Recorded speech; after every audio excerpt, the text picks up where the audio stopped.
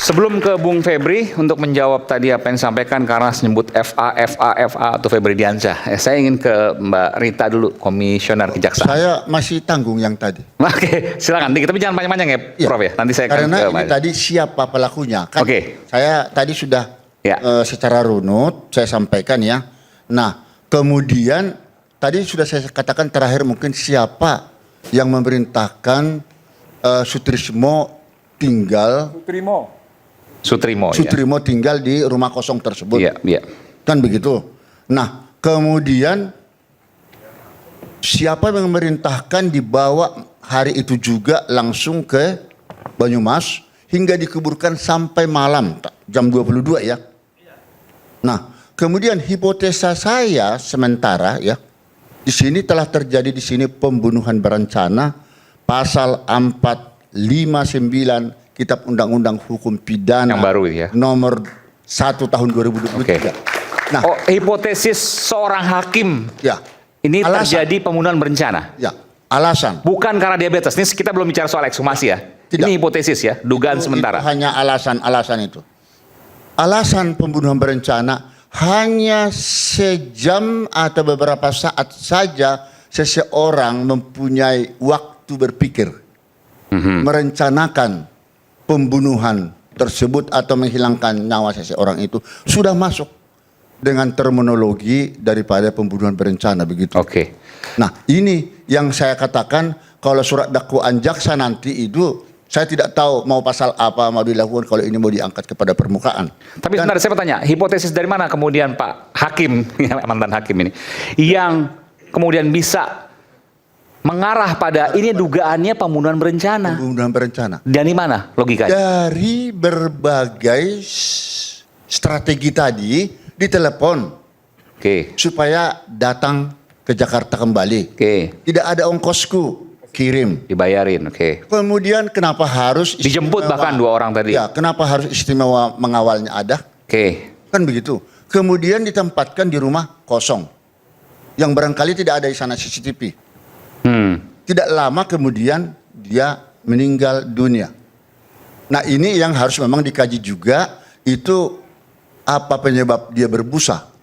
Apakah itu memang benar itu karena racun atau karena bagaimana? Dan di sini kan obstruction of justice itu telah terjadi di sana. Ini pun nanti menjadi kasus baru yang menghalang-halangi, merintangi penegakan hukum untuk membuka tabir ini. Ini harus polisi di sini bekerja keras.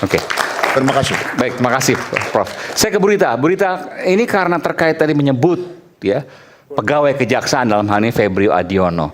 Ini kasus sempat sepi. Sempat tidak ada yang mengangkat, sampai kemudian rakyat bersuara beberapa pekan lalu kemudian mengangkat, baru kemudian ini ramai. Ada pelaporan juga oleh Bung Sabto dan seterusnya. Pertanyaan saya, sejauh ini apa yang komisioner Komisi Kejaksaan lakukan terkait kasus kematian Sutrimo yang melibatkan ya pengantarnya adalah dari pegawai kejaksaan yang orang dekat ex Jampitsus yang saat ini terkena kasus besar. Silakan. Iya. FA juga ya singkatannya ya. Iya betul, Febrio Adiono dan Febri Diansyah. Febrio Adiono. Dan sudah diakui tadi orang dekat dari Sutrimo adalah orang dekat dari FA ada pengacaranya di sini. Diansyah dan Febrio Adiono yang mengantarkan saat-saat kematian ya. Sutrimo adalah juga mantan orang dekat dari Febri Diansyah. Betul ya, tadi sudah diakui oleh Komisi Kejaksaan. Komisi Kejaksaan sebenarnya menghormati dan percaya dengan proses penyidikan yang sedang berlangsung sekarang. Karena ini adalah peran dari penyidik kepolisian, ini perkara pidana umum ya, kemungkinan akan ke sana ya. Dan itu yang sekarang terjadi. Hanya menunggu, tidak melakukan proses pemeriksaan sama sekali karena ini melibatkan pegawai kejaksaan? Kita harus menghormati proses ini. Tidak melakukan pemeriksaan sama sekali? Kita harus melihat. Dan Komisi Kejaksaan juga tidak punya kewenangan untuk melakukan pemeriksaan. Pemeriksaan terkait dengan kasus ini karena melibatkan pegawai kejaksaan sama sekali tidak dilakukan oleh Komisi Kejaksaan?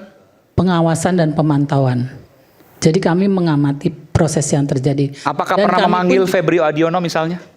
Tidak bisa. Kenapa? Itu. Karena sekarang lagi dari proses penyidikan. Kami tidak intervensi di dalam sana.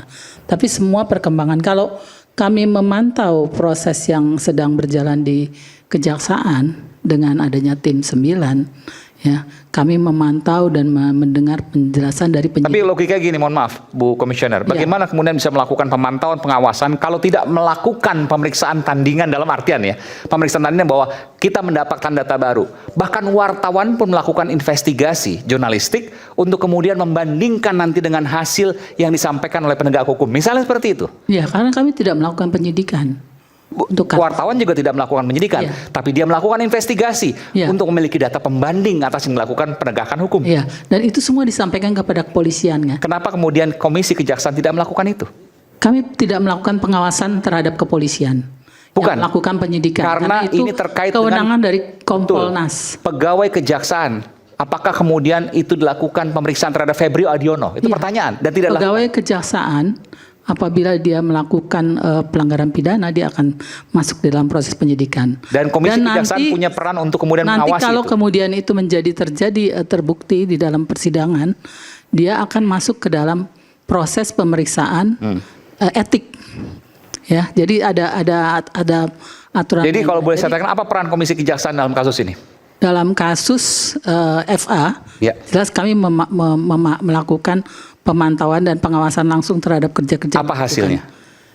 Semua progres yang ada, kami misalnya kami memantau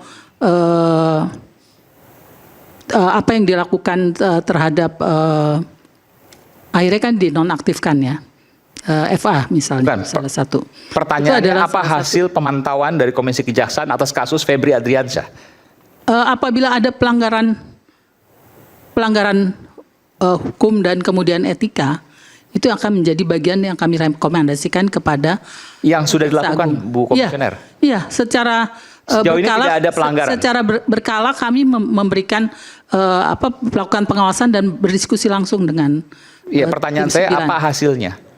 Hasilnya saya kira progresnya sekarang sudah masuk kepada dalam hal ini misalnya dengan pemeriksaan-pemeriksaan yang semakin banyak dan terakhir kami memantau jalannya persidangan pra-peradilan. Oke, silakan ada pertanyaan mungkin? Cukup. Oke.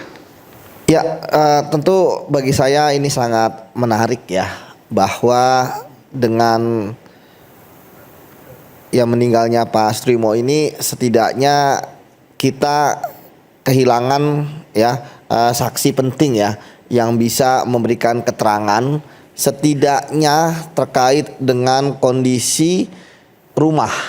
Karena tadi saya katakan kasus FA ini sangat terang benderang ketika ditemukannya bukti-bukti berupa uang ya, kemudian emas.